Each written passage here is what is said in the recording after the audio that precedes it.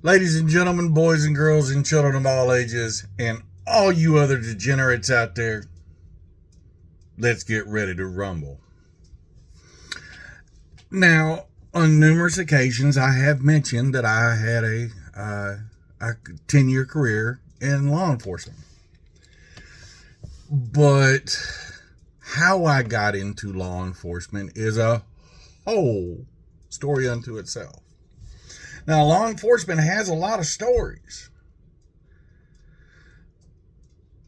the good, the bad, and the ugly, and some that are just not made for mixed company. But one of my favorite is how I got into it. About 2010, I was divorced from my first wife. My kids were off on their own lives. Ashley was married and living in Tulsa, working on trying to give me a grandson. Chelsea was with the current love of her life and had moved out. And the only place I was ever seen to be happy is when I was here staying at my dad's house in El Dorado, Arkansas. Well, I'd met a girl and, well, not met. We kind of reconnected from our younger years, and I moved here. Moved back home after 20 plus years, 22, 23 years living in Dallas, Fort Worth.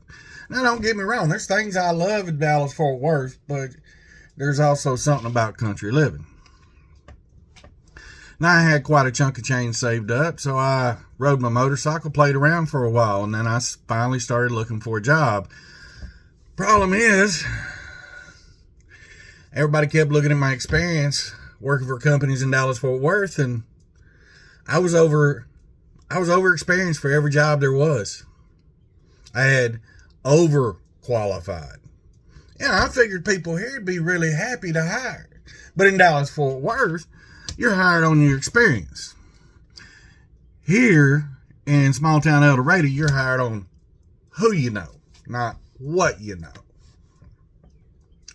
And I wasn't used to that. And about the only job I could get is because I knew somebody that was in the HR hiring at the local Walmart. And I loved to shop at me at Walmart, but I hated every flaming second working there. Except for when I get to bus shoplifters. That was kind of fun.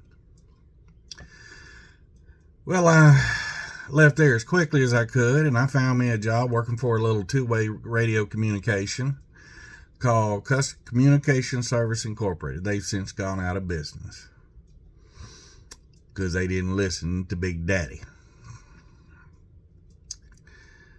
But while I was working there,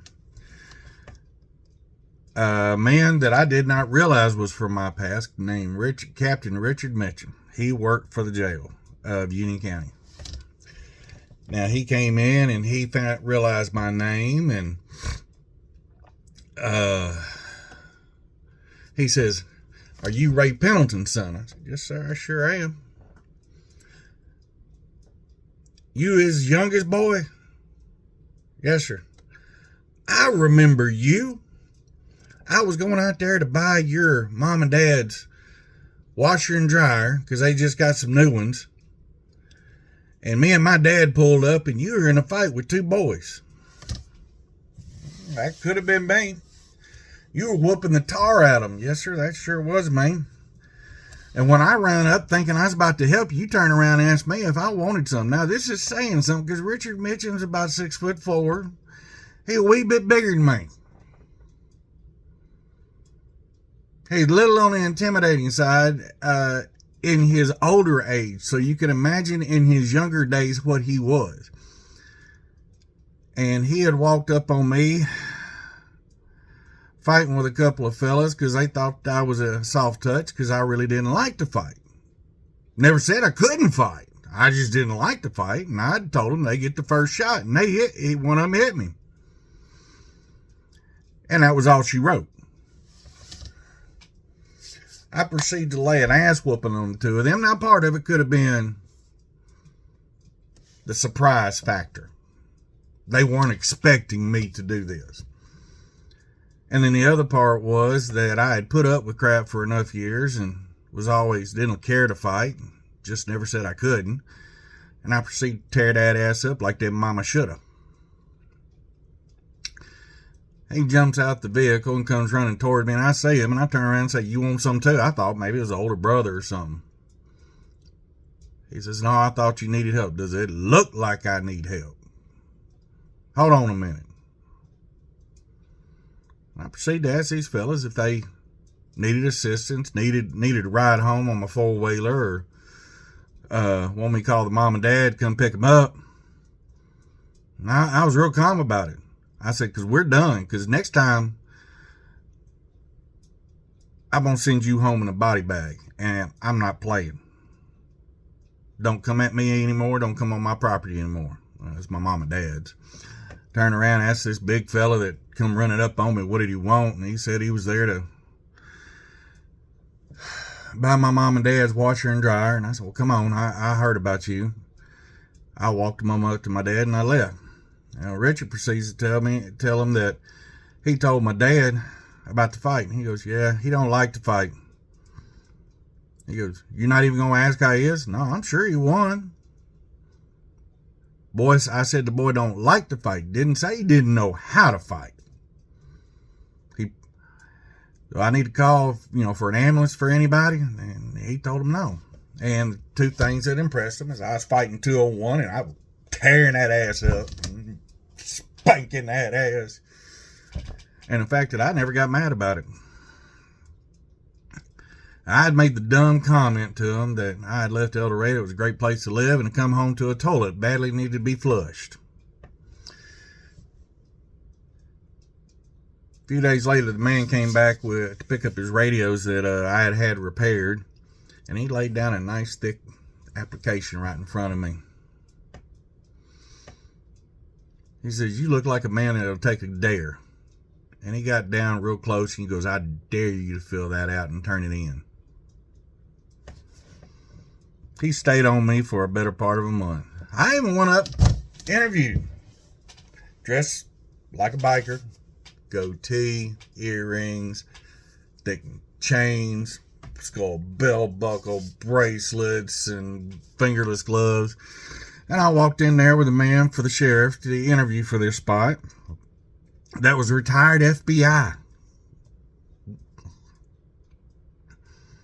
They proceeded to offer me a job, and I started looking around for the cameras. What do you mean? What are you looking for cameras for? Well, I got to be on Candid Camera or something. Y'all are really offering me a job? Man, closest I've ever done to anything like this is being a bouncer. He said, well, it's kind of the same. He said, we got rules. I said, I don't do well with rules. A few years later, I was the one making the rules in that jail. It had its ups, it had its downs, but one thing I can say, D shift was the best.